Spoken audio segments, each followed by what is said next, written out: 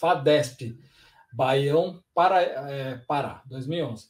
Observe as imagens abaixo, o paciente chega ao seu consultório apresentando aumento de volume no palato.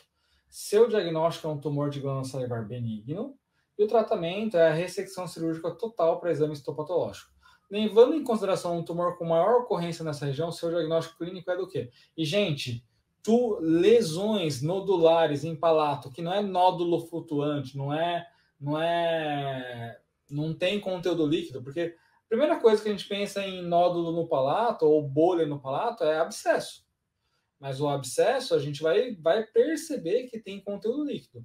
Nesses casos que a gente percebe que é um nódulo sólido no palato e caiu em paralapebas, por isso que eu estou falando aqui, né, na prova discursiva. Se cair de novo uma questão dessas, né, e falando que é benigno, a gente sempre vai pensar em o quê? Adenoma pleomórfico. Por quê? É o tumor benigno de glândula salivar mais comum que acontece na região. Darcio, e se falasse que o diagnóstico é um tumor de glândula salivar maligno? Qual que é a primeira opção? Que anota isso aí porque não caiu, mas poderia cair uma foto dessa, mas falar que é maligno. Daí qual era o diagnóstico diferencial primeiro? Carcinoma mucoepidermoide. Então eu já estou preparando vocês para responder as questões discursivas, para vocês não terem surpresa. E aí o tratamento é aquilo que a gente falou, é a ressecção total da lesão com abaixo do periósteo, tirando a mucosa adjacente, para quê? Evitar ou diminuir a chance de recidiva. O prognóstico é excelente porque 95% dos casos se resolvem, né? Só 5% dos casos acabam recidivando. Então, se é o mais comum das lesões, sem dúvida nenhuma, adenoma pleomórfico é a resposta dessa lesão. Não é uma questão trivial, mas não é uma questão difícil, uma vez que você já viu, né? Você já memorizou a questão de adenoma pleomórfico. O Darcy não falou nada de adenoma de células gigantes, adenoma granulomatoso, isso não são lesões comuns, né? Nem existe, na verdade. E aí a questão de paralapebas escrita era essa. Observe as figuras abaixo e descreva a lesão existente, provável diagnóstico, tratamento e prognóstico. Então, qual lesão existente que a gente observa? Vamos treinar. Depois a gente vai ter uma aula sobre lesões fundamentais. Mas quando uma lesão é elevada e é conteúdo sólido, a gente pode ser 3 tipos de lesões: nódulo, pápula ou placa. Qual que é a diferença de nódulo e pápula? É o tamanho. Se é uma lesão acima de 5 milímetros, a gente já chama de nódulo. Se é uma lesão com menos de 5 milímetros, é pápula. Aqui a gente observa nitidamente que essa lesão tem mais do que 5 milímetros. Então, consequentemente, a gente descreveria essa lesão como nódulo sólido, localizado na região entre palato duro e palato mole, do lado esquerdo. Essa é a descrição da lesão existente. Assim que a gente descreveria. Coloração ligeiramente mais clara, né? Que não dá para ver direito nessa foto preto e branco, mas você pode falar lesão com coloração ligeiramente mais clara, medindo aproximadamente 2 centímetros, né? Pensando, extrapolando aí o tamanho. Qual que é o provável diagnóstico? Sempre quando tiver lesões, né? E a coloração. Quando que eu sei que a lesão tende a ser maligna? Quando fala de telangiectasias. Ou a lesão é mais vermelha, ou a lesão tem úlcera. Então, se a lesão é mais vermelha, tem telangiectasia, a lesão tem úlcera, isso tende a ser mais para o lado maligno. Então, anota essas características, porque se cair uma questão dessa, com uma lesão ulcerada nessa região, né, que era um nódulo que ulcerou, aí você vai, ao invés de colocar como provável diagnóstico adenoma pleomórfico, que era esse caso, você vai pensar em colocar carcinoma mucoepidermoide.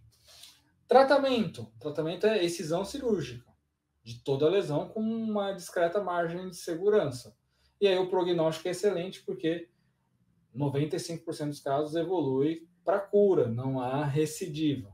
Então é assim que a gente ia responder essa questão discursiva. E lembrem-se, gente, as questões discursivas vão ser fundamentais lá no dia da prova, porque vale 40 pontos, a gente sabe que as provas objetivas valem 70, e a gente falou, Na prova de Parauapebas de 2009, que teve duas questões de questões discursivas e as duas envolveram estomatologia. Uma delas a gente já está vendo aqui hoje, né? Aqui nós temos uma outra questão, esses números laterais que a banca FADESP sempre coloca, né, na maioria das provas dela tem esses números, é o número das linhas, porque nas perguntas eles inclusive dão um direcionamento na linha 4 e 5, então você já sabe onde está a linha, né, 4 e 5, tá? São as linhas, ok? Aí tem o texto, né? Tem lá o texto. Você pode fazer a primeira leitura, que é a superficial.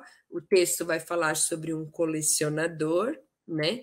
Depois você pode não ter nenhuma imagem, e você viu que aqui é disponível entre esse filosofia.com.br vi filme, né? Então, opa, tem alguma coisa ligada aí com o filme.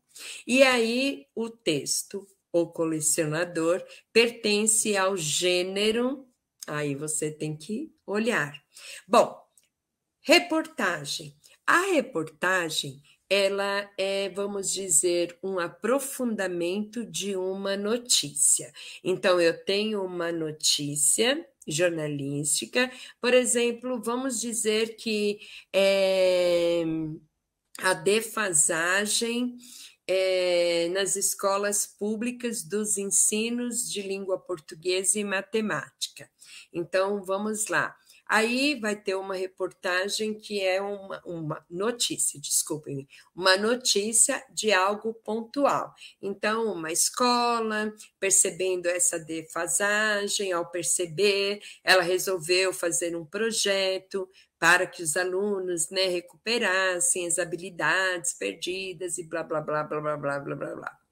Um repórter, ele decide pegar e fazer algo mais complexo, mais amplo. Então, ele vai pegar, vai fazer entrevistas, ele vai olhar se essa defasagem está mais na periferia, na área central, se essa defasagem é só escola pública ou também em particulares, se é com crianças ou com adultos, né?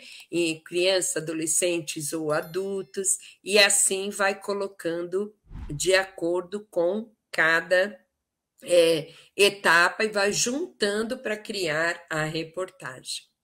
A resenha, esse gênero textual, ele é aquilo que uma pessoa, claro, ele vai, vamos dizer, ler um livro ou assistir a um filme e ele precisa, né, às vezes, muitas vezes, não sei se eu vou gostar, eu vou ler uma resenha, que seria aquilo que as pessoas escrevem, não dando um spoiler, mas colocando assim, chamando a atenção, né, dos leitores da resenha para se eles vão gostar daquele livro, se aquele livro tem uma leitura fácil, fluida, se a cor das páginas ela é cansativa, se não é, né? Se o filme traz algo voltado para uma reflexão, e aí, assim, né? Pode ser uma resenha de uma música, de um quadro, de uma obra de arte, de um livro, do que quer que seja.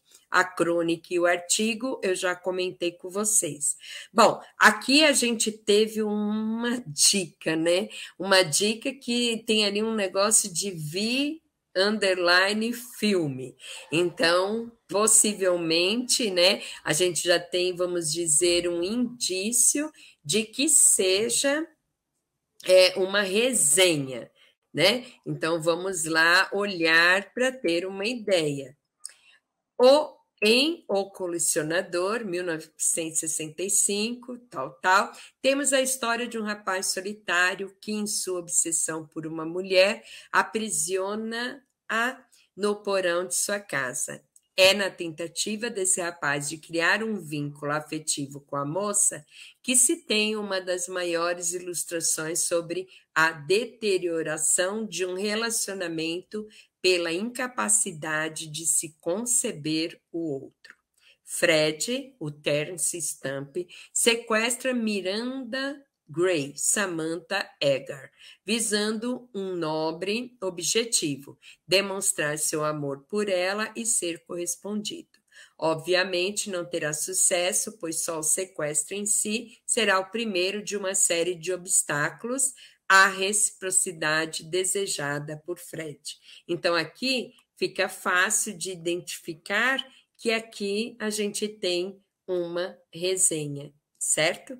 Então, a gente percebe até pela fonte, por isso que eu digo, é de extrema importância que vocês leiam a fonte do texto, porque muitas vezes tem a própria resposta já ali, ok? Se é um artigo, vai estar lá, às vezes, né, eles colocam não sei o que, artigo de opinião, né? Às vezes eles colocam notícia, às vezes só o indicador, G1, Globo, né? Que a gente sabe que o G1 é um site, né? Um lugar para ter as notícias publicadas, e isso ajuda bastante, ok?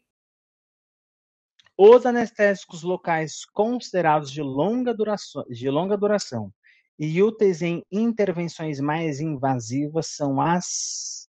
Ou seja, qual é a informação mais importante que ele coloca aqui, ó? Anestésico de longa duração. Bupivacaína, articaína... Eu vou falar uma coisa para vocês. Essa nomenclatura que ele usa aqui, ó, no plural, bupivacaínas, articaínas, lidocaínas, prilocaína, não é comum, tá? Não é comum. Não é assim que a gente chama. A gente chama de amidas, anestésicos, ésteres. Mas chama bupivacaína, articaína, lidocaína. Mas, enfim, dá para entender o que ele quis dizer nessa questão. Ou seja, qual é o anestésico de longa duração aqui? O único anestésico de longa duração aqui é a bupivacaína.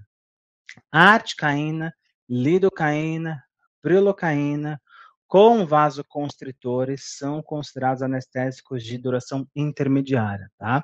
Se a lidocaína tiver sem vasoconstritor, aí é tempo curto, tá? Aí é anestesia curta. Se tiver com vasoconstritor, aí é anestesia que a gente considera intermediária. Mas, professor, e se a articaína tivesse em vasoconstritor? Não existe. Se a prilocaína tivesse em vasoconstritor? Não existe. Se a lidocaína tivesse em vasoconstritor? Não existe. Aqui dessa lista, a única que tem sem vasoconstritor é a lidocaína. Tá? E a gente também tem a mepivacaína sem vasoconstritor, mas não está aqui nessas opções. Próxima questão.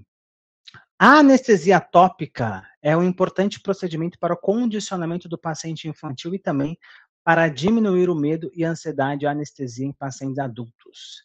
Dos anestésicos locais abaixo, qual é o que tem uma ótima ação tópica, mas é contraindicado para injeção nos tecidos, por conta da toxicidade, por isso que não é indicado para injeção em tecidos. Qual é? Essa aqui é fácil também. Molezinha, benzocaína. A felipressina não é anestésico, a felipressina é vasoconstritor, prilocaína não, mepivacaína também não. Inclusive, a mepivacaína até tem uma tentativa de fazer ela em forma de forma tópica. Em forma tópica, ela tem que estar mais concentrada, aí gera toxicidade. Então, o único anestésico que é éster, que é utilizado como anestésico tópico e de forma bastante segura, é a benzocaína. Mas o que pode acontecer com a benzocaína de forma injetável, professor? A benzocaína, se for utilizada de forma injetável, tem mais risco de causar um quadro de meta-hemoglobinemia.